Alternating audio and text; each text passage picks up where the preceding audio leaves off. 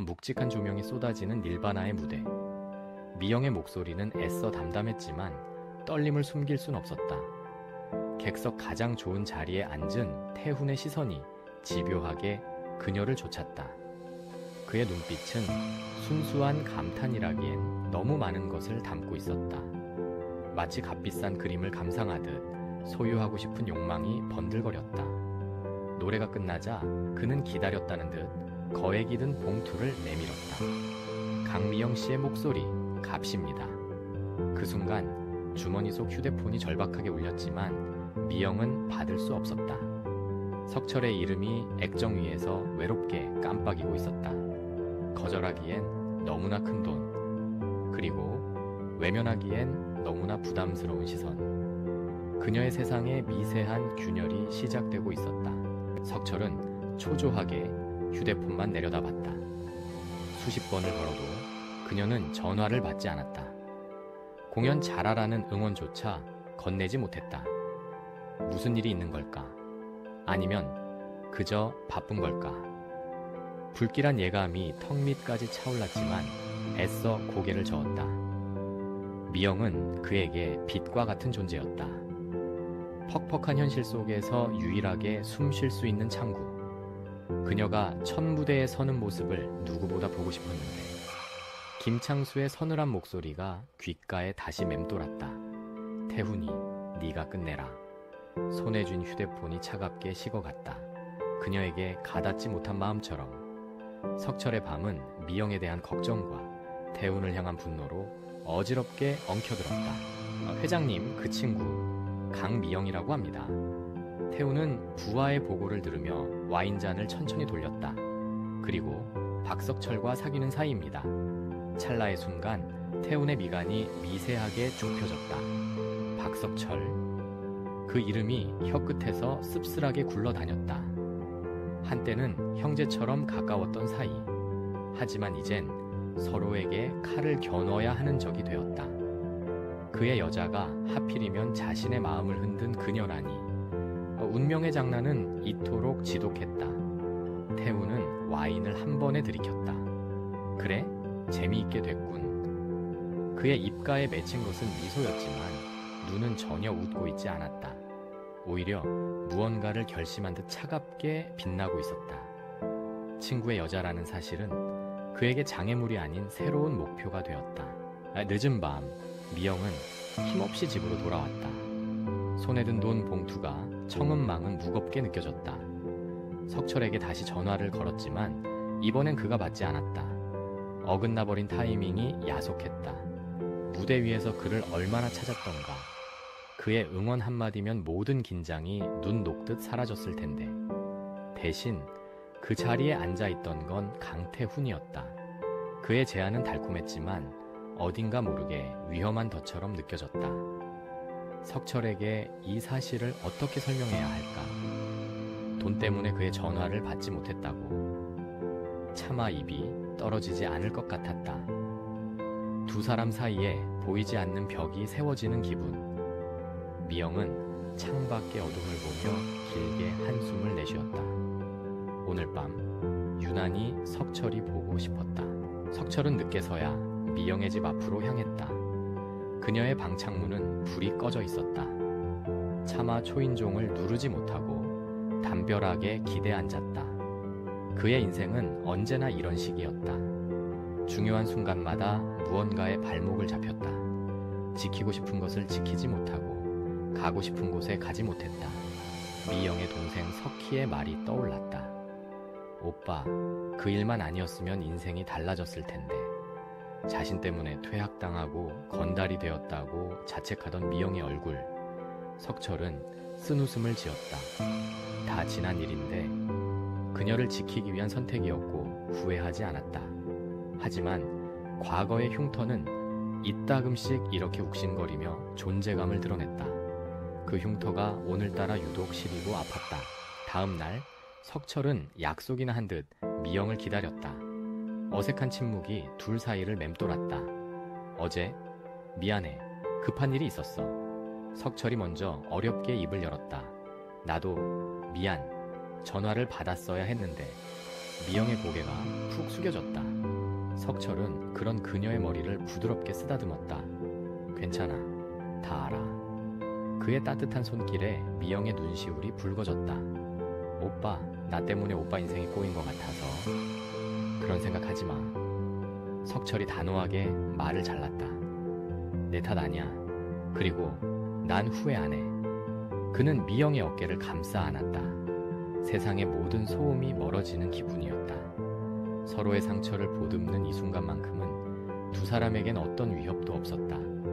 오직 서로의 온기만이 가득할 뿐이었다. 태우는 명산시 재개발 계획도를 펼쳐보았다. 그의 진짜 목표는 단순히 돈이나 권력이 아니었다. 김창수와 명산 실업을 무너뜨려 과거의 아픔을 되갚아주는 것. 하지만 이제 새로운 변수가 생겼다. 바로 강미영. 그녀를 얻는다면 박석철에게 가장 큰 상처를 줄 수 있을 터. 그것은 김창수를 향한 복수만큼이나 달콤할 것 같았다. 닐바나 메인 무대, 오늘부터 강미영 씨로 갑시다. 매니저는 그의 단호한 지시에 어쩔 줄 몰라 했다. 최고의 대우를 해주고 필요한 건 뭐든 지원해. 태우는 이미 모든 그림을 그리고 있었다. 자신의 부와 권력으로 미영의 꿈을 이뤄주고 그녀의 마음을 서서히 자신에게로 돌리는 것. 석철이 줄 수 없는 것을 그가 채워줄 생각이었다. 이것은 미영을 향한 순수한 후의가 아닌 철저히 계산된 계획이었다. 오빠, 나한테 왜 말 안 했어? 결국 미영이 먼저 과거 이야기를 꺼냈다. 석희에게 들었던 퇴학 사건의 전말, 자신을 괴롭히던 일진들을 찾아가 학교를 뒤집어 놓았던 석철. 그냥 걔들이 좀 얄미웠어. 석철은 여전히 덤덤하게 말했지만 미영은 속일 수 없었다. 거짓말, 나 때문이었잖아. 무대 공포증이 생길 만큼 끔찍했던 그 기억. 자신이 떠난 뒤에 그가 홀로 감당했을 시간을 생각하니 가슴이 미어졌다. 미영아, 그건 내 선택이었어. 석철은 미영의 눈을 똑바로 바라보았다. 네가 힘들어하는 거 더는 보기 싫었을 뿐이야.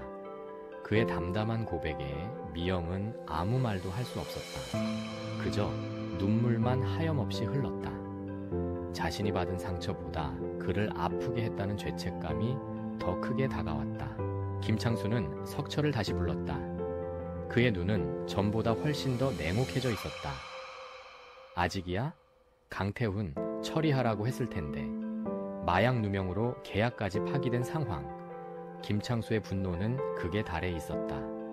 회장님, 꼭 그렇게까지 해야 합니까? 석철이 용기를 내어 물었지만 돌아온 것은 비웃음뿐이었다. 이제 와서 의리라도 생각해? 네가 있을 곳은 여기야. 김창수는 석철의 어깨를 세게 움켜쥐었다. 이 일만 해결하면 너 보내주마, 깨끗하게. 그것은 약속이 아니라 협박이었다. 석철은 더 이상 물러설 곳이 없었다. 태훈과 그는 이미 건널 수 없는 강을 사이에 두고 서 있었다. 누구 하나는 사라져야 끝나는 지독한 싸움. 선택의 시간은 시시각각 다가오고 있었다. 석철은 닐바나 앞에서 발길을 멈췄다. 화려한 간판 위로 미영의 이름이 걸려 있었다. 오늘의 메인 가수 강미영 가슴 한 구석이 서늘해졌다. 자신이 해주지 못한 것을 태훈은 너무나 쉽게 이뤄주었다. 안으로 들어가지 못하고 망설이는 그때 태훈의 차가 멈춰섰다. 차에서 내린 태훈은 미영에게 자연스럽게 손을 내밀었다. 미영은 잠시 망설이는 듯했지만 이내 그의 손을 잡았다. 그 모습을 본 순간 석철은 주먹을 세게 쥐었다. 이성으로는 이해하려 했지만 심장이 멋대로 요동쳤다. 이것은 분명 질투였다. 자신의 여자가 다른 남자의 세상에 속해 있는 듯한 불안감. 석철은 어둠 속으로 몸을 숨겼다. 자신의 초라한 현실을 들키고 싶지 않았다. 그날 밤 석철은 잠을 이룰 수 없었다. 미영을 향한 태훈의 접근, 그리고 김창수의 압박. 모든 것이 그의 목을 조여왔다. 그는 낡은 책상 서랍을 열었다. 그 안에는 시인이 되고 싶었던 시절에 낡은 만년필이 있었다. 이 손으로 시를 쓰고 싶었다. 사람의 마음을 울리는 아름다운 문장을 만들고 싶었다. 하지만 현실은 피비린내 나는 주먹을 쥐고 있었다. 내 인생 조금 망가져도 괜찮지 않을까. 석철은 나직이 읊조렸다. 만약 이것이 미영을 지키는 유일한 방법이라면, 그녀가 더 이상 아프지 않고 노래할 수만 있다면 자신이 기꺼이 더러운 진흙탕으로 걸어 들어갈 수 있었다. 석철은 자리에서 일어났다. 그의 눈빛은 더 이상 흔들리지 않았다. 비장한 결심이 그의 온몸을 감싸고 있었다. 오늘 모든 것을 끝내야 했다. 태훈의 사무실 문이 거칠게 열렸다. 석철이 서 있었다. 그의 눈빛은 맹수처럼 번뜩였다. 여긴 어쩐 일이야, 친구. 태훈은 애써 태연한 척했지만 긴장을 감추지 못했다. 석철은 말없이 다가가 태훈의 책상에 칼을 꽂았다. 날카로운 파열음과 함께 부하들이 일제히 움직이려 했다. 다들 가만히 있어. 태훈이 손짓으로 그들을 막았다. 미영이한테서 떨어져. 석철의 목소리는 얼음장처럼 차가웠다. 그건 내가 결정할 일이 아니야. 미영 씨가 결정할 일이지. 태훈은 비릿한 미소를 지었다. 넌 그녀에게 뭘 해줄 수 있는데? 과거의 상처, 지긋지긋한 가난, 도발이었다. 석철의 이성이 끊어지기 일보 직전이었다. 두 남자의 눈빛이 허공에서 불꽃처럼 부딪혔다. 태훈의 사무실에서 나온 석철은 미영에게로 향했다. 모든 걸 망쳐버리기 전에 그녀의 얼굴이 마지막으로 보고 싶었다. 연습실에서 홀로 노래하던 미영은 그를 보고 깜짝 놀랐다. 오빠. 석철은 아무 말 없이 그녀를 끌어안았다. 그의 품에서 낯선 위험의 냄새가 났다. 무슨 일 있어? 걱정스러운 미영의 물음에 석철은 고개를 저었다. 그냥 네가 보고 싶어서. 그는 미영의 얼굴을 두 손으로 감쌌다. 그리고 처음 만난 소년처럼 서툴게 입을 맞췄다. 입맞춤은 절박하고 애틋했다.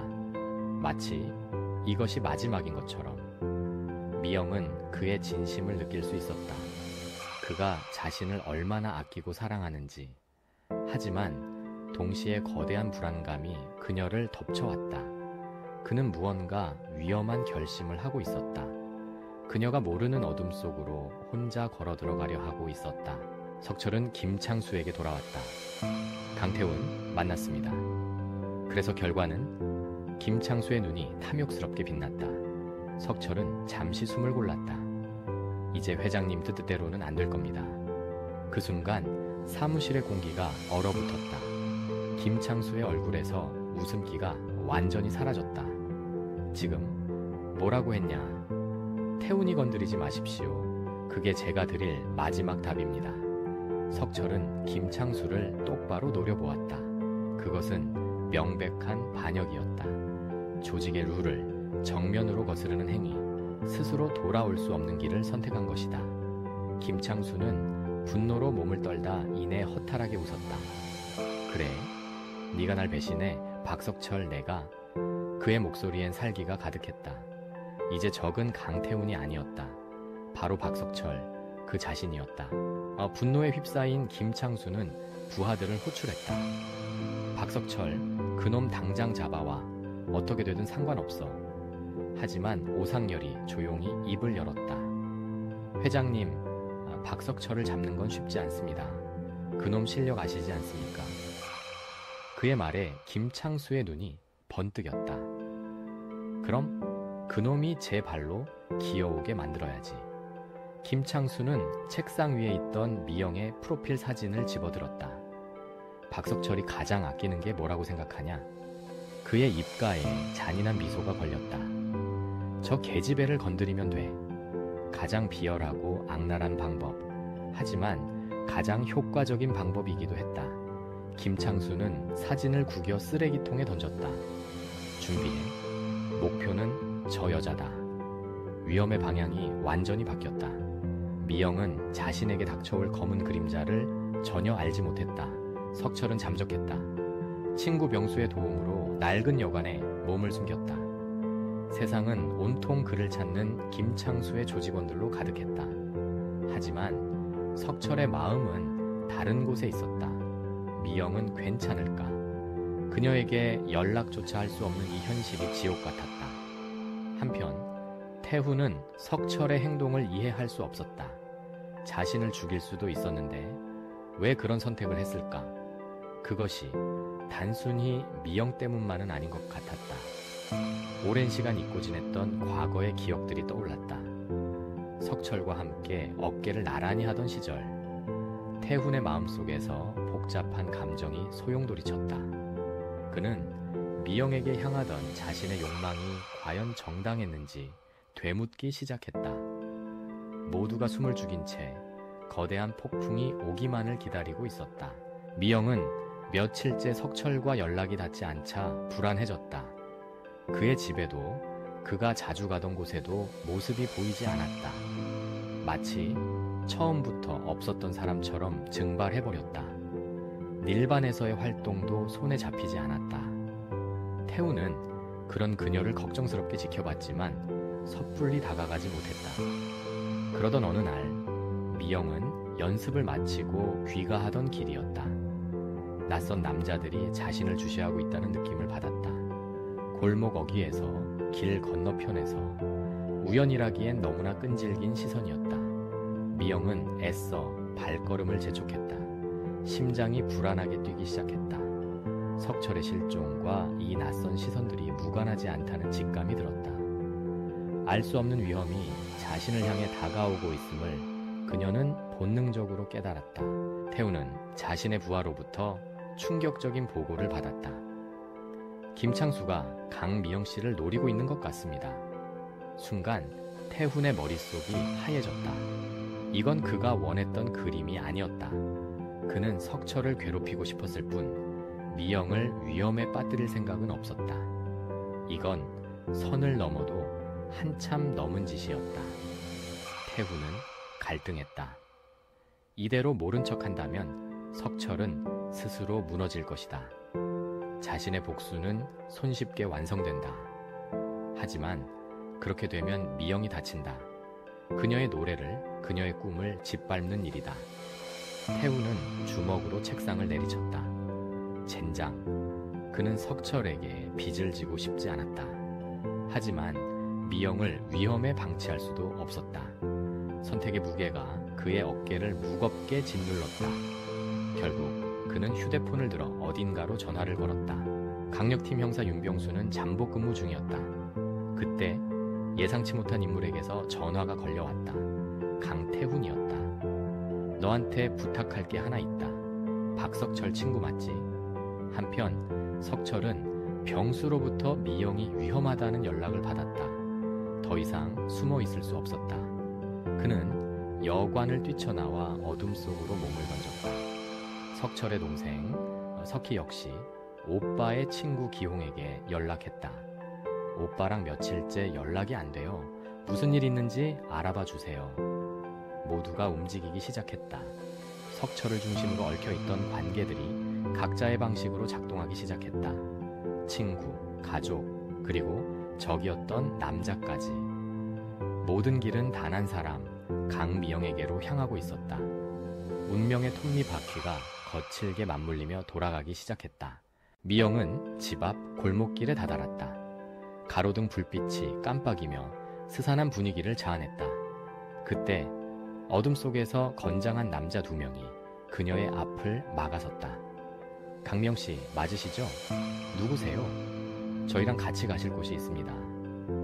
남자들이 거칠게 미영의 팔을 잡아 끌었다. 공포에 질린 미영이 비명을 지르려는 순간 그 손 놔. 익숙하면서도 절박한 목소리. 석철이었다. 그가 어둠을 뚫고 모습을 드러냈다. 하지만 그의 등 뒤로 더 많은 인형들이 골목을 에워싸고 있었다. 빠져나갈 곳 없는 막다른 길. 석철은 미영을 자신의 등 뒤로 숨겼다. 그리고 결연한 눈빛으로 앞을 노려보았다. 이 싸움의 끝은 어디일까? 과연 그는 그녀를 지켜낼 수 있을까?